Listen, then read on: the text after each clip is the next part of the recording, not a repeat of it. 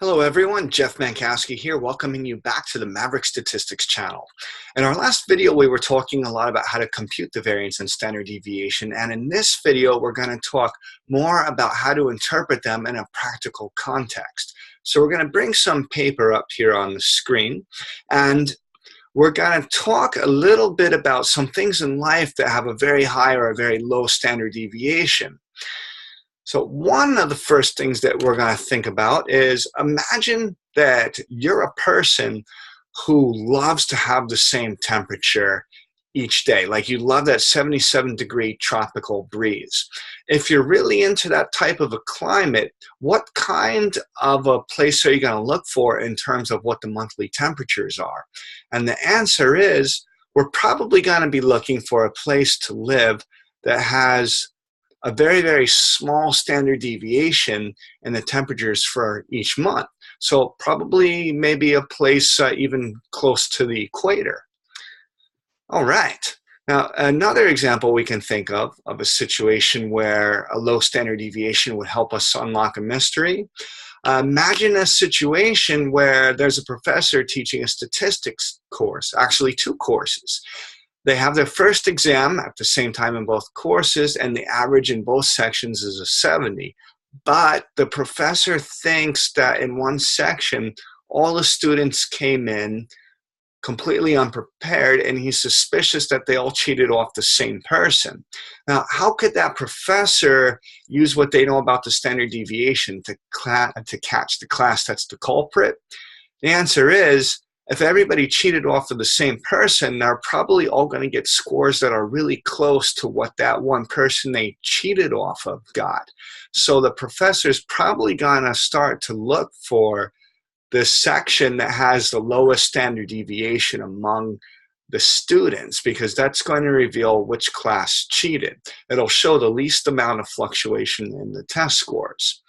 Another example we could think of with a low standard deviation. Imagine that you're going to the grocery store, and each week you buy your staples, your soap, your shampoo, so on and so forth. If we think of the goods that are staples, the quantities that we're buying each week would probably have a pretty low standard deviation. I think of something simple like toilet paper. Almost funny example, right? We don't go into the grocery store. We don't usually buy like a case one week, 3 rolls the next week, 100 rolls the week after that, and then back down to 3 rolls and 18 rolls. We're really, really stable. We're stable in our consumption of staples. So down here, the quantity of staples purchased each week at the grocery store is something else that would probably have a very low standard deviation. Now, what about the high side? What happens if you have stuff that has a really high standard deviation? Well, let's go back to temperature for just a minute.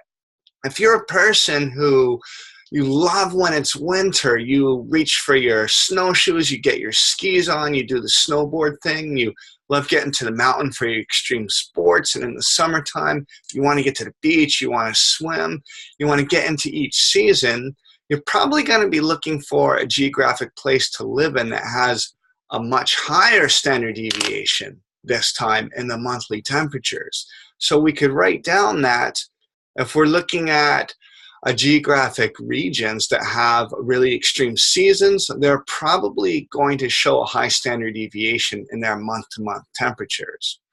And the last thing on the list here for high standard deviation, imagine that trip back to the grocery store once again, and think about things that we could buy that are not staples, like sunscreen. Unless we live in a place where it's always bright and sunny and we have to keep on protecting ourselves from our skin, we usually don't go into the grocery store and keep buying the same amount of sunscreen month to month to month. Usually in the really hot months, we're going to buy a fixed quantity of sunscreen, maybe 1 bottle each month or 3 bottles, depending on how much we go outside. But in the winter or the spring months, we're really not going to have that purchase on our radar at all. So this is a conceptual idea that'll teach us a little bit more about how the standard deviation shows up in real life. I hope this video has been useful, and now that we know more about how to interpret the standard deviation and the variance, we're going to be able to use them as inputs into more complex formulas. In the next video, we're going to do just that. We're going to start to unlock some of the mysteries of the more complicated formulas and see that in the long run, they're actually not so bad. I'll see you on the next video.